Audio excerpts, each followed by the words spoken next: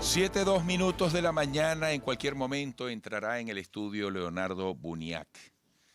Voy a aprovechar el tiempo para ir presentándolo y para ir contextualizando los posibles puntos que vamos a abordar. Recordemos que Leonardo Buniac es economista, magíster en economía internacional, especialista en finanzas internacionales, consultor en planificación estratégica y calificador de riesgo bancario. Estamos intentando el contacto. En cualquier momento lo vamos a tener. Temas que vamos a tocar con Buniac, anuncios hechos por la Secretaría del Tesoro de los Estados Unidos que interesan al mundo entero. Nadie puede decir que esto no tenga relevancia. Ha dicho el Departamento del Tesoro de los Estados Unidos acerca de los riesgos del proceso de estanflación a nivel mundial. Esta inflación mundial sería un paro económico global acompañado de una espiral de carácter inflacionario. Qué pequeño se ha puesto el mundo, ¿verdad? Esta interconexión de quienes formamos parte de esta comunidad planetaria se hace, y así se siente y se percibe, cada vez más pequeña, cada vez más estrecha. Por eso, en un mundo globalizado, las decisiones empresariales, personales, deben tener una visión estratégica. Bueno, ya tenemos desde Miami, Estados Unidos, a Leonardo Buniac. Leonardo, qué gusto, buenos días. Buenos días, Eduardo. Un inmenso placer y un saludo a esos miles de radioescuchas que siempre te siguen y te acompañan todos los días.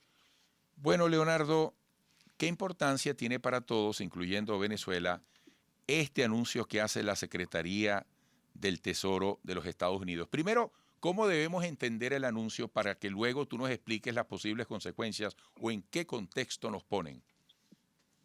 Mira, realmente sorprendió mucho esta semana. Eso fue exactamente el día miércoles, cuando la Secretaria del Tesoro de los Estados Unidos, Janet Kelly, anunció un posible, bueno, una potencial riesgo de estanflación a nivel global. Todos tenemos que entender que la estanflación no es otra cosa que un fenómeno económico donde convive el paro económico, la contracción, la recesión económica con un proceso de espiral de carácter inflacionario. Lo grave del anuncio es que la estanflación a nivel global supone, ¿no?, indudablemente estancamiento, que prácticamente significa la destrucción de empleo, la generación de desempleo, pero la inflación supone pérdida de poder adquisitivo, pérdida de poder de compra por parte del signo monetario, lo que a su vez entonces es una ecuación perversa, porque desempleo sumado con pérdida en el poder adquisitivo del salario real supone entonces incremento de la pobreza. Es equivalente a pobreza extrema. En consecuencia, el anuncio es sumamente grave porque la economía global este año apuntaba a un crecimiento cercano al 3%. Los pronósticos fueron revisados hacia la baja recientemente en el mes de abril por parte del Banco Mundial y el Fondo Monetario, y lo que se suponía que la economía global regresaba a la senda del crecimiento económico, bueno, no va a ser así.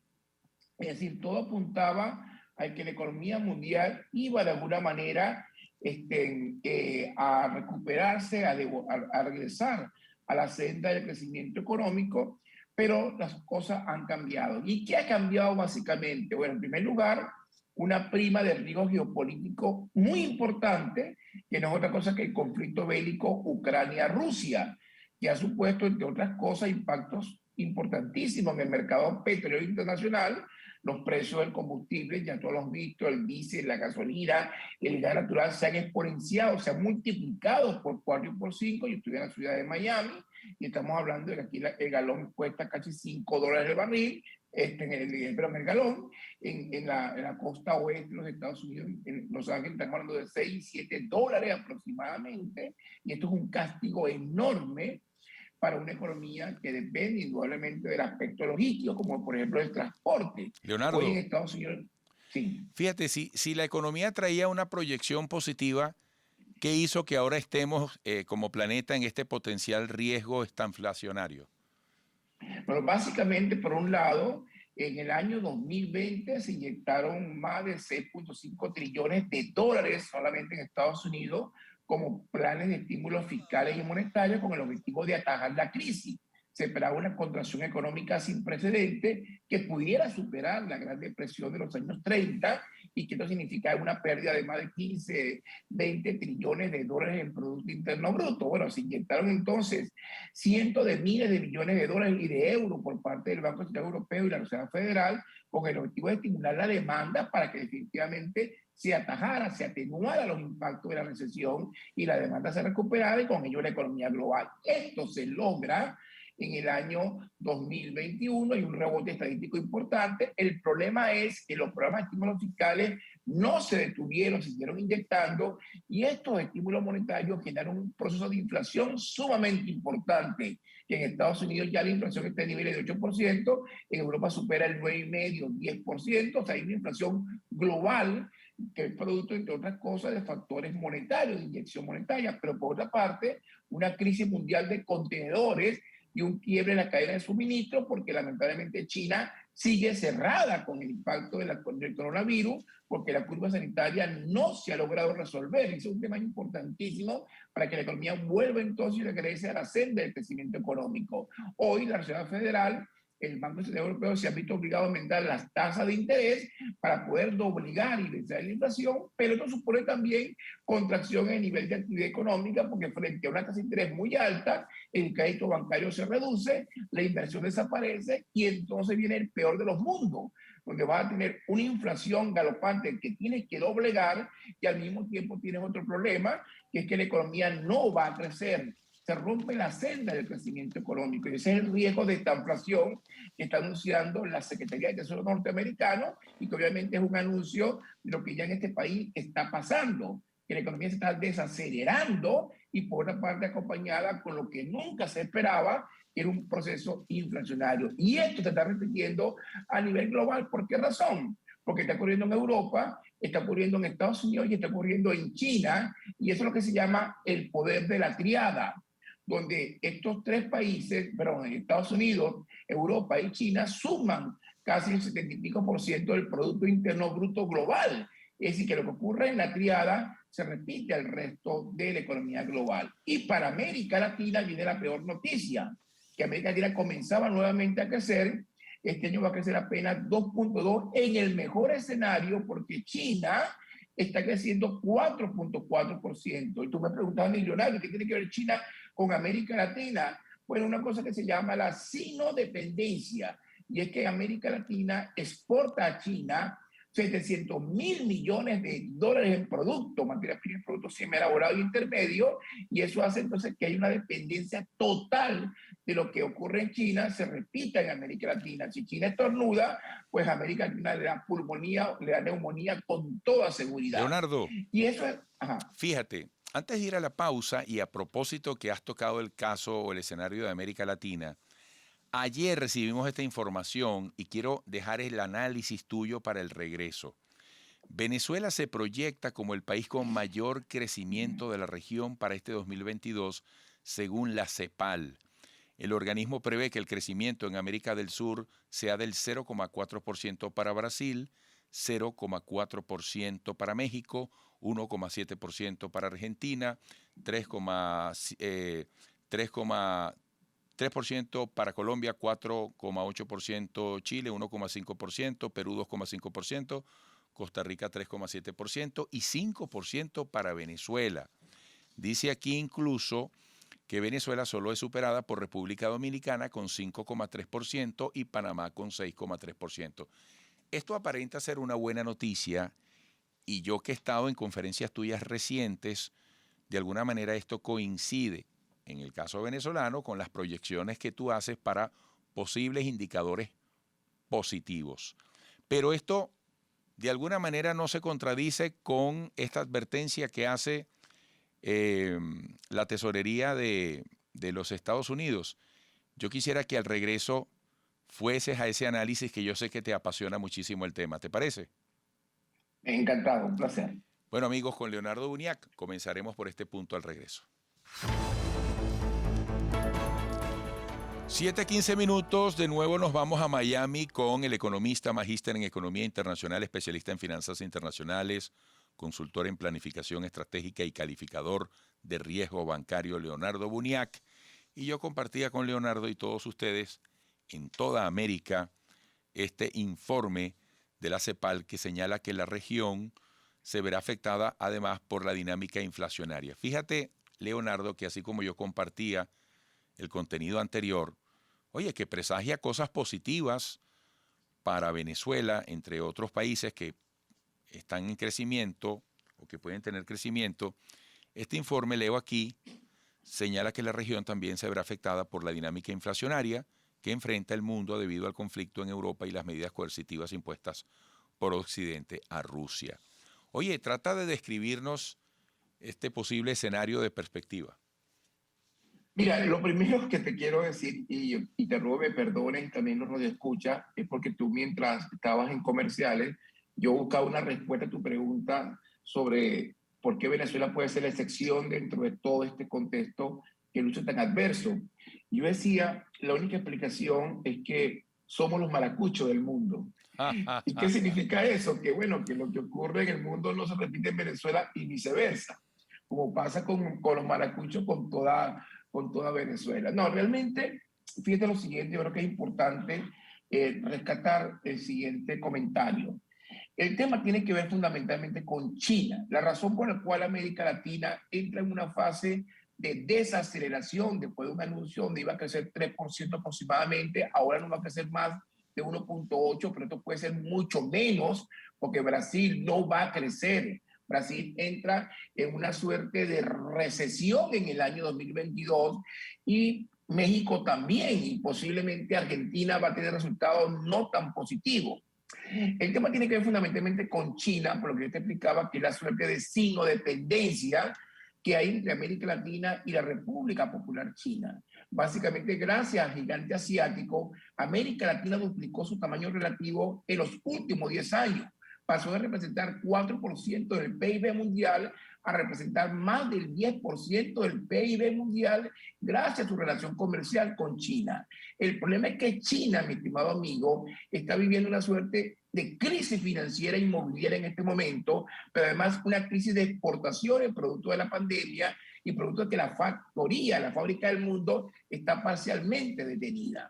¿Qué ocurre entonces? China este año va a crecer 4.4%. Y dirían los radioescuchas, pero 4.4 es una maravilla. Eso es parecido a lo que dijo Eduardo acerca de Venezuela. No, para China 4.4 es contracción económica. ¿Por qué razón? Porque China tiene más de 30 años creciendo tasas del 10% y en los últimos 3 años ha comenzado a desacelerarse. El problema es que China tiene 1.380 millones de habitantes, 990 millones de personas pertenecen al mercado laboral y cada año, Eduardo, se incorporan 10 millones de chinos al mercado laboral, jóvenes especializados, jóvenes graduados que buscan oportunidades de empleo. ¿Qué ocurre entonces? Si China crece menos de 6,5%, China genera desempleo. Para que tenga idea de lo grave de la situación y por qué hablamos de estanflación global en este momento. Bueno, entonces resulta que si China deja de crecer, China deja de importar, y se deja de importar, América Latina deja de vender, deja de exportar a China. Y eso se llama la sino-dependencia. En el caso de América Latina, es sumamente grave por los niveles de pobreza extrema, por el nivel de inflación que existe, el deterioro de los términos de intercambio de exportaciones de América Latina y, por supuesto, una clara desaceleración en el nivel de actividad económica. Pero hablemos de Venezuela. Dice claramente el informe que República Dominicana y Panamá van a ser las dos economías de mayor crecimiento, que así ha sido en los últimos 5 años. El problema es que yo difiero de eso. Yo creo que la economía que más va a crecer en el año 2022 es la economía venezolana. Quizás no como dice Credit Suisse, que va a crecer un 20%, pero yo estimo que podemos estar fácilmente creciendo entre 7 y 8%, entre otras cosas porque el sector privado de la economía venezolana retomó el control frente a un Estado muy poderoso como el Estado venezolano en su capacidad represiva, pero muy disminuido en su capacidad para incidir en la actividad económica. Hoy el sector privado está exportando increíblemente, maravillosamente. Se estima que las exportaciones este año pueden superar los 1.200 millones, pero además de eso, el petróleo que está triplicando los ingresos petroleros, va a producir una recuperación del Producto Interno Petrolero. En el año 2020 exportamos 5.550 millones de dólares y este año, Eduardo, vamos a superar casi los 22.000 millones. Es decir, se multiplica por 4 el ingresos petroleros y en consecuencia la capacidad para importar de la economía venezolana. El sector comercio y servicios crece a gran velocidad, pero cuidado con lo que yo he llamado una peligrosa recuperación económica en forma de K, donde hay sectores que sí se están recuperando, pero otros sectores se están lamentablemente hundiendo, como el sector industrial, básicamente por la marcada sobrevaluación del tipo de cambio. Pero eso es arena para otro costal y para otra discusión. En todo caso, lo que te quiero decir es que Venezuela entra en una fase de crecimiento económico. Yo creo que este crecimiento va a ser los próximos 2 y 3 años consecutivamente y tiene mucho que ver entonces con una nueva realidad, y es que Venezuela luce atractiva para Estados Unidos por el tema del petróleo, y estamos hablando de que no se buscan 500.000 barriles en Venezuela, sino se buscan un poco más de 3 millones, porque pareciera que el conflicto bélico Ucrania-Rusia se sigue extendiendo y no por Ucrania, sino por las aspiraciones de Putin de intentar ampliar las áreas de influencia de la Federación Rusa, como en un pasado lo hizo la Unión Soviética. Y te hablo de Moldavia, te hablo del Cáucaso, te hablo del Báltico y te hablo del Turquestán Occidental, es decir, todos los TAN, Kazajistán, Uzbekistán, Turkmenistán, Tayikistán y Kirguistán. En otras palabras, un objetivo muy claro geopolítico de convertirse en parte de la tríada mundial y sustituir y desplazar a Europa del poder geopolítico global. Y eso es una meta que se ha puesto Putin, porque Putin no puede perder. Y como no puede perder, el conflicto va a continuar geopolíticamente hablando, y eso tiene incidencia en el mercado petrolero, y el gran beneficiario de un ambiente, de un escenario como esto, definitivamente es Venezuela. ¿Por qué? Básicamente porque hay que reemplazar crudo ruso que puede salir del mercado petrolero internacional. Ahí aparece Venezuela, y esto explica un poco esa relación ahora, esa visita de funcionarios de Estado del gobierno de los Estados Unidos a Venezuela para explorar un posible levantamiento de sanciones con el objetivo de potenciar el nivel de producción petrolera del país. Fíjate, mi querido Leonardo Buniac, que cabe preguntarnos en medio de ese ambiente que describes para Venezuela, ¿qué tanto debe reconocerse a Nicolás Maduro y a su gobierno algún tipo de acierto en el manejo de las políticas públicas económicas? ¿Qué tanto de esto tiene que ver con una dinámica espontánea de búsqueda en medio de la retoma de ese poder del sector privado, como tú lo has dicho, ante un Estado que hoy está disminuido para producir? El Estado poderoso, súper poderoso, definitivamente desapareció. Ya no tenemos Estado empresario en Venezuela, y hemos entrado en un proceso muy claro de cesión de lo público a lo privado, y no de privatización, sino que el gobierno de Nicolás Maduro se ha visto obligado a ceder lo público, y hoy tenemos un sector privado que ha reaccionado, que ha entendido que las oportunidades son tales siempre y cuando deben ser aprovechadas. Y obviamente la economía se abre camino, la economía se abrió camino frente a un proceso de estatización, de nacionalización y de controles. En consecuencia, Nicolás Maduro, si tiene alguna virtud, que no le veo mucha, por cierto, y lamento decirlo de esta manera para quienes son sus seguidores, bueno, es haber permitido que la economía funcionara. No le quedó otro remedio, y ahí entonces que adoptar ese nuevo discurso de que gracias a Dios que el dólar existe. En otras palabras, él está obligado, fue obligado a permitir la apertura, promover la apertura, y esto necesariamente era un factor clave de éxito para que el sector privado retomara de alguna manera la senda del crecimiento. Y el año 2021 el sector privado creció 3,5% en medio de una contracción de 4,8% del sector público. Y este año, indudablemente, el crecimiento de la economía venezolana va a estar definitivamente marcada y guiada por la expansión del sector privado de la economía. Hoy estamos exportando increíblemente más de 300 millones de dólares en camarones, en langostino, en cangrejo. Estamos exportando ajonjolí, Eduardo. Estamos exportando ron, más de 100 millones de dólares en ron. Se está exportando cacao, se está exportando productos metálicos y no metálicos. En fin, el sector privado de la economía ha entrado en un proceso muy claro de entendimiento de que frente a lo que está ocurriendo hay oportunidades que entender y que aprovechar. Le Leonardo, toca al gobierno de Nicolás Maduro resolver otra cosa: las desigualdades sociales y territoriales que hoy existen en Venezuela. Leonardo, gracias por ser tan dúctil y tan diligente en mis interrupciones, que yo no quisiera hacerlas, pero el factor tiempo me obliga. Mira, ¿qué significación tiene el hecho notorio y destacado en la opinión pública de que en las últimas horas el dólar trascendió los 5 bolívares? Tú tocabas de alguna manera el tema, la sobrevaluación del bolívar. Dicen los analistas que un dólar debería costar mucho más bolívares, tema antipático, pero tiene que ver con esos tragos amargos que debemos sobrellevar. Pero, ¿qué significación tiene que ahora un dólar cueste más de 5 bolívares en Venezuela? Según la cifra oficial, la referencia.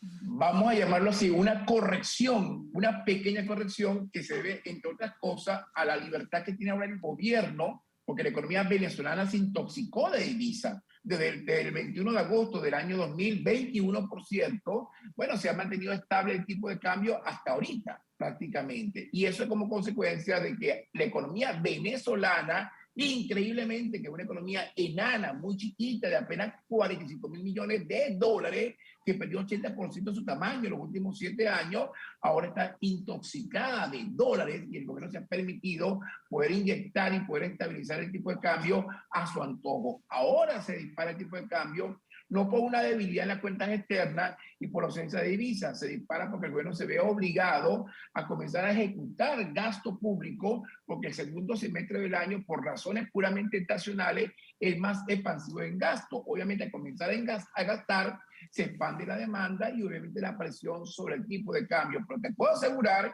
que ese tipo de cambio, que hoy debería estar entre 11 y 12 bolívares por dólar, se va a estabilizar nuevamente porque el gobierno tiene todo el poder desde el punto de vista de la tenencia del stock de divisa para poder estabilizar el mercado en un mercado que cada día es mucho más pequeño.